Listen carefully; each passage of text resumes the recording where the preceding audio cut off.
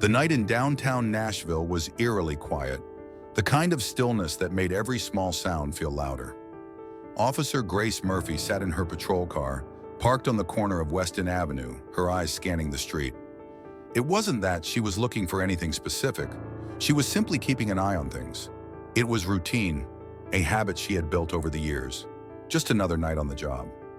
But then she saw him.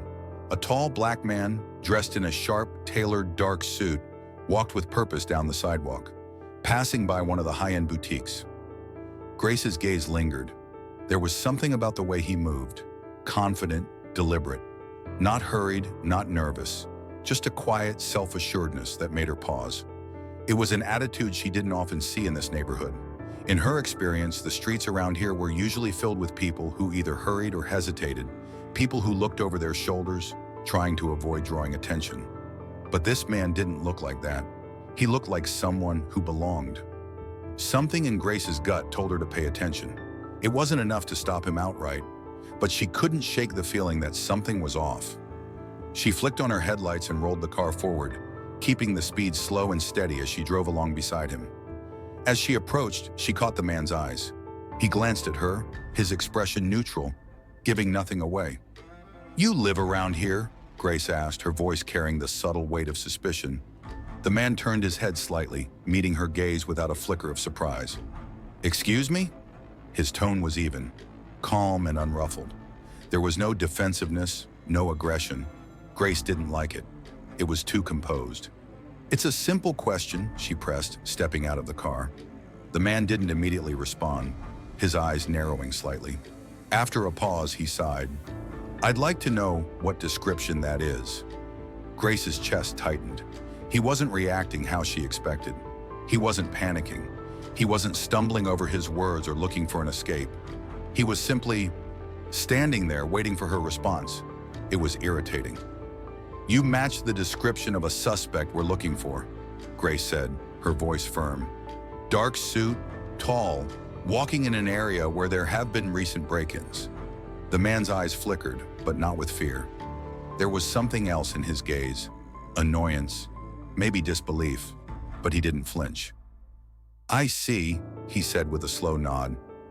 "Well, I'd be happy to clarify anything. But do you have probable cause to detain me?" Grace's jaw clenched. She had no real evidence, no solid reason to detain him, but she had a hunch, a feeling, and that feeling was enough for her to make the call.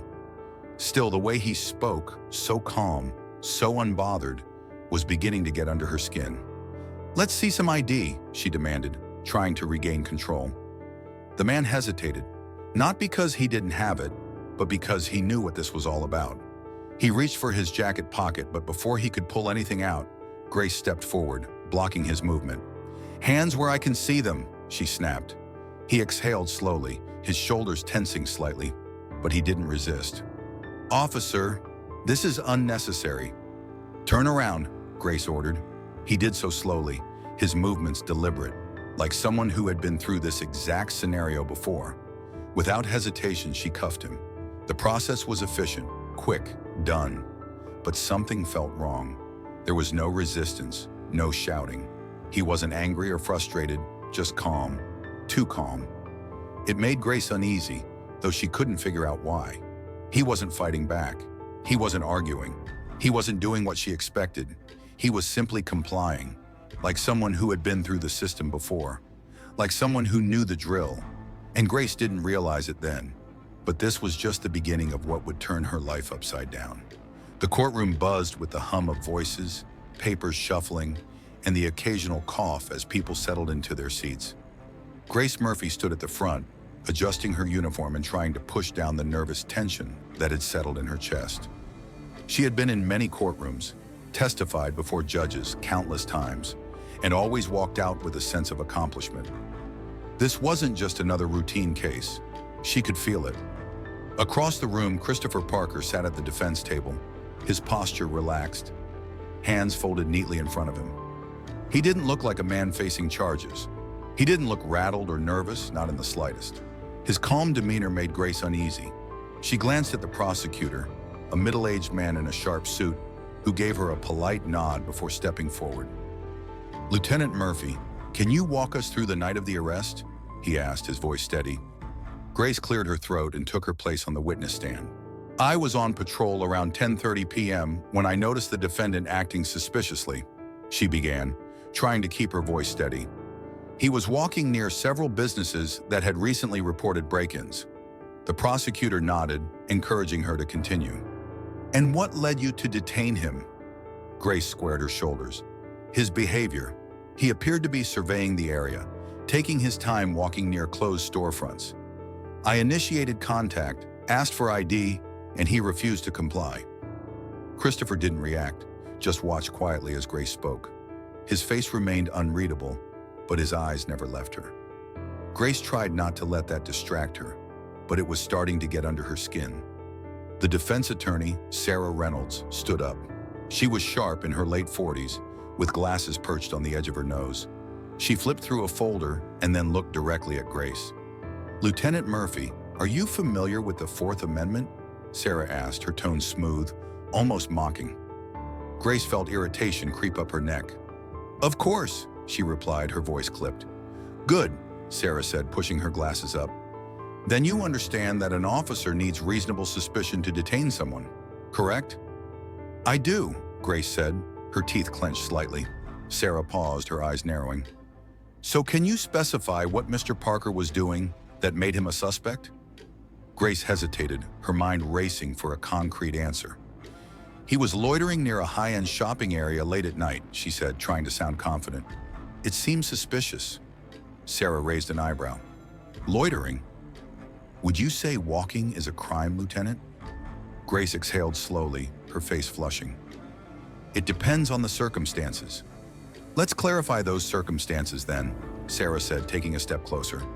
"Did you witness Mr. Parker attempting to enter any of those businesses?"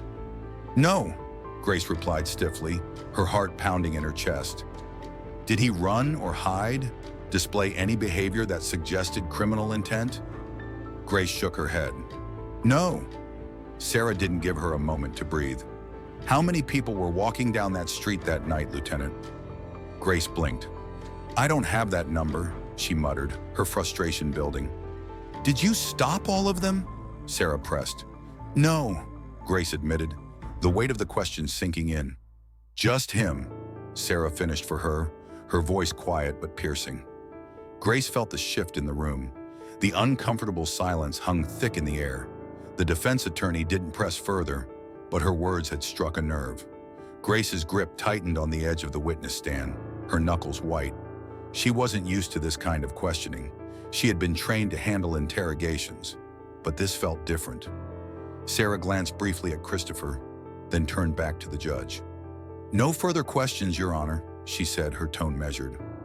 The judge nodded, and Grace was dismissed from the stand. Her mind was whirling.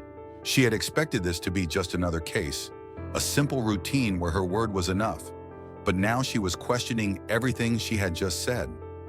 She returned to her seat, her palms clammy against the chair's armrests. The weight of the defense attorney's questions still lingered in her thoughts. Something wasn't right. Grace wasn't sure how, but she had the uneasy feeling that the worst was yet to come. The tension in the courtroom was palpable. Grace sat stiffly in her seat, her palms pressing against the polished wood of the table, trying to suppress the growing unease that was creeping up on her. She had always prided herself on her ability to stay composed under pressure, but something was off. Sarah Reynolds had made a strong case, and Grace couldn't help but feel the shift in the room. For the first time in her career, she wasn't sure if she was in control anymore. Across the room, Christopher Parker sat quietly, as calm as ever. The defense team had already made their move, poking holes in Grace's testimony. They had raised questions she hadn't been prepared to answer, and now it felt like the walls were closing in. The judge, a stern woman with sharp eyes, looked down at the papers in front of her. She adjusted her glasses before turning to face the defense. "Mr. Parker," the judge said, her voice cool, "you may call your next witness." Christopher didn't move at first. He simply sat there, his eyes scanning the room with a quiet intensity. Grace's stomach twisted as she watched him. He was too calm, too controlled. He wasn't acting like a man fighting for his freedom. He was acting like a man who already knew how this was going to end. and it unsettled her in a way she couldn't fully explain. After a moment, Christopher stood up slowly, his tall frame moving with a quiet confidence that made Grace uneasy. He walked toward the front of the room, pausing for a brief moment to address the judge. "Your Honor," he said, his voice steady but carrying a weight of authority, "I'd like to formally introduce myself." The words hung in the air. Grace froze, her heart skipping a beat. There was something in his tone, something she hadn't expected. "My name is Special Agent Christopher Parker," he continued, his gaze never leaving Grace's. "I am a federal investigator with the Department of Justice's Civil Rights Division." The room seemed to hold its breath. Grace's mind raced as the words sank in. She had arrested a federal agent? Christopher's calm expression never wavered. "For the past several months, I've been working undercover to identify patterns of unlawful policing, specifically targeting cases of racial profiling and false arrests," he explained. His voice remained even, but Grace could feel the weight of his words. "This arrest wasn't about me being a suspect. It was about me being a target." Grace's stomach turned. She felt the color drain from her face. She barely registered the murmur of shock that rippled through the courtroom. The judge's expression shifted to one of disbelief, and Grace could feel her world crumbling. Christopher reached into his jacket pocket and pulled out a badge. He held it up for the judge to see, his hand steady. "This case was never about me being guilty," he said, his eyes locking onto Grace's with a cold, almost pitying look. "It was about me being used as bait to expose officers like Lieutenant Murphy." The room seemed to close in on Grace. She couldn't breathe. The words echoed in her head, each one hammering against her chest. Federal agent, undercover, Civil Rights Division. The prosecutor, who had been sitting quietly until now, turned pale. His eyes darted from Christopher to Grace and back again, his face slowly losing all color. The judge leaned forward, looking at Grace with a sharp, calculating gaze. "Lieutenant Murphy," she said, her tone stern, "do you have anything to say for yourself?" Grace's mouth went dry. She couldn't form words. For the first time in her career, she felt small, exposed, and utterly powerless. The courtroom, once a place where she felt in control, now felt like a cage closing in around her. Christopher stood tall, his eyes never leaving her as he spoke. "I didn't resist arrest because I didn't have to. I knew the moment I was stopped that I was part of a bigger investigation. But I'll say this, Lieutenant, I'm not the criminal here." Grace's mind raced, but the words wouldn't come. She could feel the eyes of everyone in the room on her, waiting for her to speak, waiting for her to defend herself. But there was nothing to say. The judge turned her attention back to Christopher. "Mr. Parker, I've reviewed the documents presented by your team, and I believe it's clear that this arrest was not only unjustified, but part of a larger pattern of misconduct within this department." Grace's heart pounded in her chest as the weight of the situation sank in. She had arrested a federal agent. Not just any agent, but one investigating racial profiling. Her actions were no longer about protecting the public. They were about reinforcing a broken system. The judge's voice cut through the tension in the room. "Lieutenant Murphy," she said coldly, "do you have anything else to add?" Grace couldn't speak. The words caught in her throat, and she felt her legs weaken. She could feel her career, her reputation, everything she had worked for slipping away. This was no longer about the law. It was about accountability, and she was about to learn that accountability was something she couldn't escape.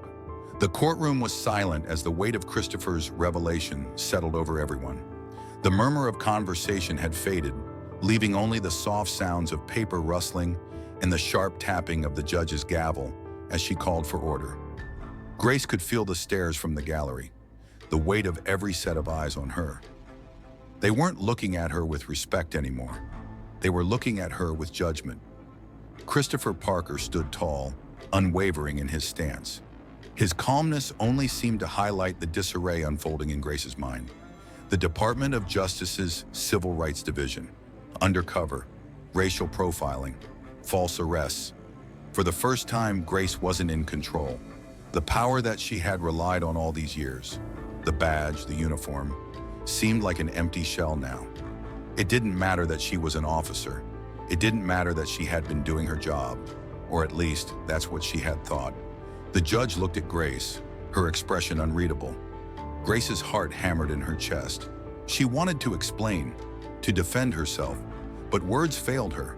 How could she justify what had just happened?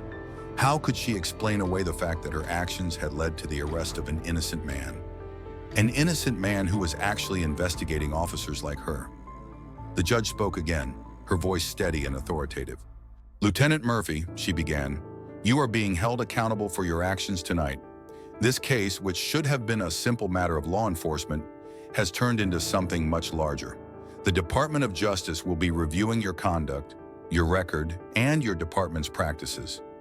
I hope you understand the severity of this situation." Grace's face flushed, but she didn't respond. What could she say? That she had been doing her job, that she had followed her instincts. Those were no longer acceptable excuses, not when her actions had been a part of a system that was being investigated for racial profiling and unlawful arrests. Christopher remained at the defense table, watching her with a calm intensity. He wasn't angry, he wasn't gloating, but there was a look in his eyes that Grace couldn't ignore. Disappointment. He knew exactly what this meant for her, and it wasn't justice. The prosecutor, who had been sitting silently for the past few minutes, finally found his voice. He turned to Grace, his tone a mixture of sympathy and disbelief. "Lieutenant Murphy," he said softly, "do you realize what you've done? You've not only violated this man's rights, but you've also put your entire department under scrutiny. This is no longer just about you. It's about the trust the public places in the police. And right now, that trust is broken." Grace wanted to fight back. She wanted to say that this wasn't her fault, that she had been trying to do the right thing. But deep down, she knew better. The truth was that she had let her assumptions cloud her judgment. She had acted on suspicion, not evidence, and now she was paying the price for it. The judge nodded as the prosecutor spoke, her eyes never leaving Grace. "Lieutenant Murphy," she said, her voice cold, "I'm ordering a full investigation into your actions, as well as into the practices of your department. The Department of Justice will be conducting a review of all your arrests, all your reports, everything you've done while in uniform.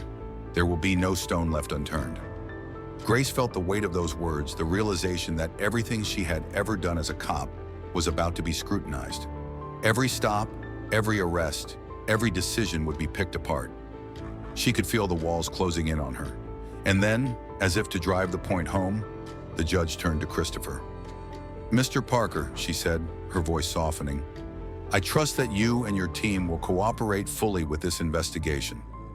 Christopher gave a slow nod, his expression still unreadable. "Yes, Your Honor. The Department of Justice will be reviewing Lieutenant Murphy's cases as well as the entire department's practices," he said, his voice steady but filled with purpose. The gavel came down sharply. "This court is adjourned," the judge declared. Grace didn't move immediately. She remained seated at the table, her mind racing. This wasn't just a case anymore. This wasn't just about an arrest. This was about her career, her entire life as a police officer. It was all slipping away. As the courtroom emptied, Grace sat frozen, her hands gripping the edge of the table. The sound of footsteps echoed through the room as Christopher stood, adjusting the cuff of his suit, and walked toward the exit. The weight of his calmness felt like a slap in the face. He had been the one arrested, yet now he was walking out of the courtroom with the respect of everyone in the room. She, on the other hand, was left to face the consequences of her own actions. The defense attorney, Sarah Reynolds, walked past her, giving Grace one last glance. It wasn't a look of triumph, but of quiet acknowledgement. Sarah knew what had just happened. Grace had been exposed, and there was no going back. The courtroom had emptied, but Grace remained in her seat, still frozen, her eyes fixed on the table in front of her. The gavel had come down, and with it, so had the remnants of her career. She had spent years enforcing the law, believing in her own authority, convinced that she was always right. But now, as the last few whispers faded and the sound of footsteps grew distant, Grace realized that everything she had worked for, everything she had taken for granted, was unraveling. She could still feel the weight of the Department of Justice's investigation bearing down on her. The thought that every arrest she had ever made, every decision she had ever thought was justified, was now under the microscope. Her entire history as an officer was about to be picked apart. She wasn't sure what she would find when it was all laid bare, but one thing was certain: she wasn't the person she thought she was. As she sat there staring at the polished wood of the table, she heard a faint sound. Footsteps. She turned her head, and there he was again. Christopher Parker, walking toward the exit. His posture hadn't changed. He wasn't gloating, wasn't angry, but his calmness, his quiet assurance, felt like a reminder of everything she had failed to see. She had arrested him, believed he was just another suspect, another statistic. But he wasn't. He had been more than that. He had been a mirror to her own failings. Christopher glanced over his shoulder as he reached the door, his eyes meeting hers for just a moment.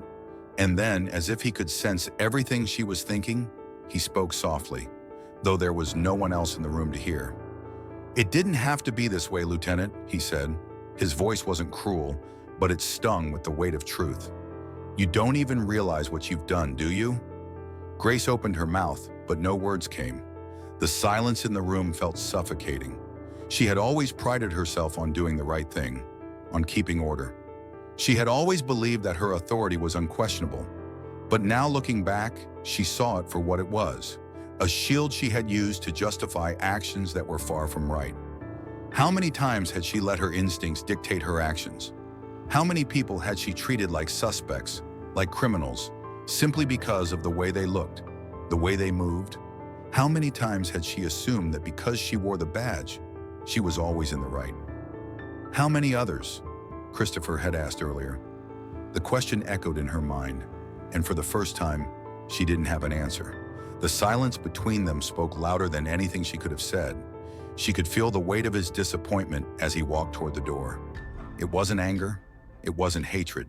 It was something deeper, something that cut to the core of who she had been and who she had become. The door clicked shut behind him, and the room felt colder. Grace took a deep breath, trying to steady herself, but the sting of his words, of his presence, still lingered. She hadn't just failed him, she had failed herself. She had allowed the badge, the power, to become a shield against the truth, and now she was forced to face it.